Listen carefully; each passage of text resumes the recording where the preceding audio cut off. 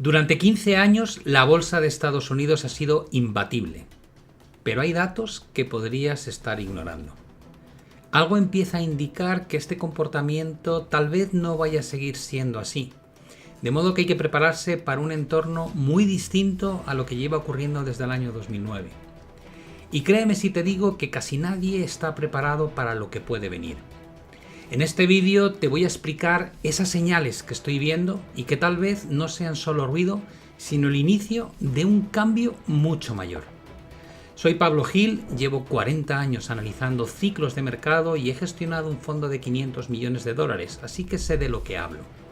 Si te interesa entender los mercados más allá del ruido del día a día y de las redes sociales, quédate conmigo hasta el final y te desvelaré cómo analizo y cómo detecto estos cambios estructurales.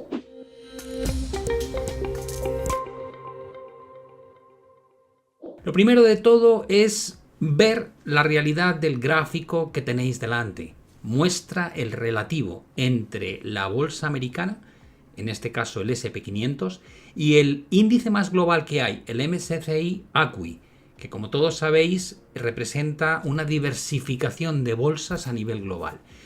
Veis que desde el año 2009 la tendencia era claramente alcista, lo cual indicaba que la bolsa americana lo estaba haciendo mucho mejor que el resto de las bolsas del mundo. Sin embargo, algo está cambiando, se ha roto la tendencia.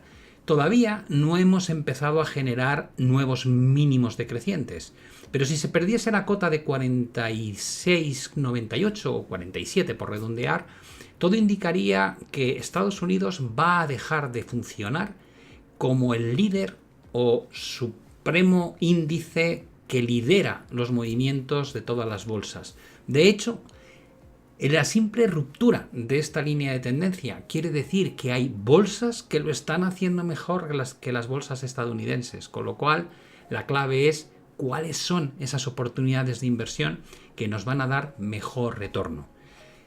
Me gustaría que me dejes tu opinión. Directamente dime, ¿crees que es absurdo? ¿Crees que este gráfico no es suficiente argumento como para pensar que tienes que buscar alternativas mejores al S&P 500 o al Nasdaq? Para ello me gustaría plantearte la siguiente pregunta. ¿Eres de los que cree que el S&P 500 seguirá liderando el mercado de la renta variable en los próximos años? ¿O por el contrario, estamos ante algo totalmente novedoso para la gran mayoría de inversores? Lo cierto es que el peso que tiene la bolsa americana en la estructura de renta variable mundial es brutal. Representa por capitalización bursátil más del 50% de todo lo que hay en la renta variable desde una perspectiva global.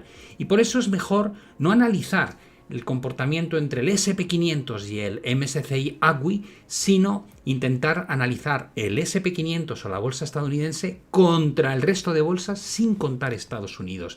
Y el gráfico es espectacular. Como podéis observar, estamos hablando de un comportamiento que desde 1950 hasta prácticamente 2016 se movía en un rango lateral o de consolidación y que a partir de ese momento estalla al alza, haciendo que el comportamiento de la bolsa americana sea estratosférico en comparación con otras bolsas a nivel global.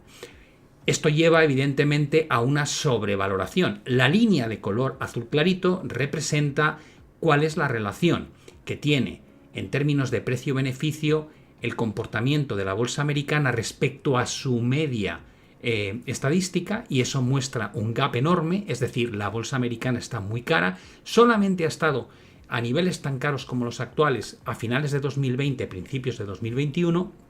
Y en el caso de la bolsa Eurostoxx 600, que es un índice también muy global que representa a toda Europa, vemos que está cara, pero la diferencia a lo que es su valoración estructural media es una desviación mucho menor. De hecho, la bolsa Eurostoxx 600 cotiza con un 30% de descuento respecto al S&P 500.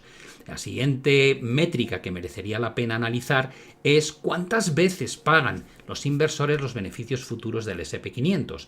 Y descubrimos que se pagan más de 23 veces resultados futuros. ¿Esto qué quiere decir? Pues básicamente que más vale que los resultados de las compañías americanas sigan batiendo las expectativas a lo largo de los próximos 12 meses, porque es muy difícil justificar valoraciones como las actuales como haya un pequeño desliz en la presentación de resultados.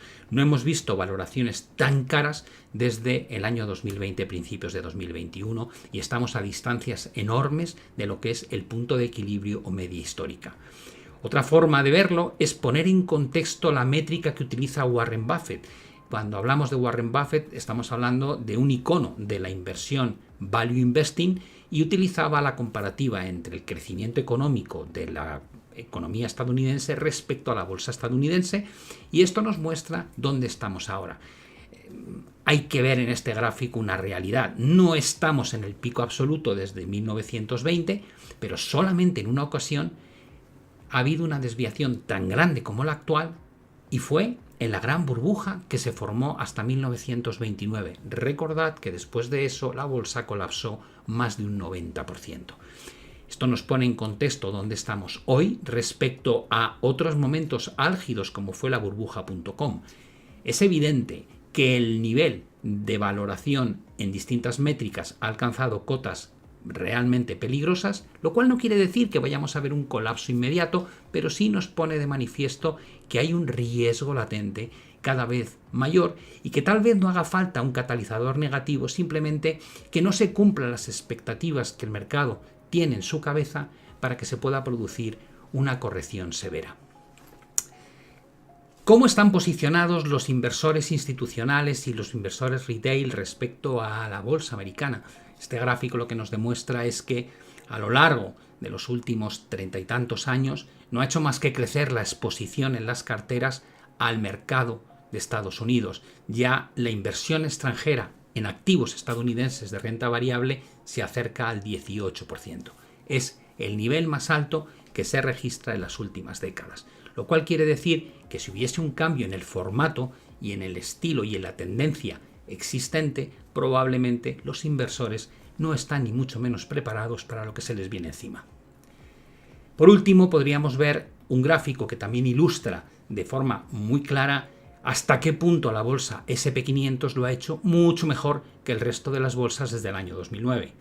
Aquí lo que estamos comparando es el comportamiento del S&P 500 con la línea de color azul clarito con lo que sería el MSCI mundial, sin contar la bolsa americana, o el comportamiento de los mercados emergentes en color naranja. Como podéis ver, las revalorizaciones son positivas en todos los casos, pero hay una diferencia abismal entre lo que ha hecho el mundo emergente, que no ha llegado al 100% de revalorización, lo que ha hecho el resto de las bolsas, que han alcanzado un 140%, y casi ese 600% que acumula el S&P 500 en los últimos 17 años. Todo esto nos lleva a una situación en la que probablemente la pregunta que hay que hacerse es, con un mercado tan caro, con un mercado tan concentrado en posicionamiento, ¿es el momento de comprar?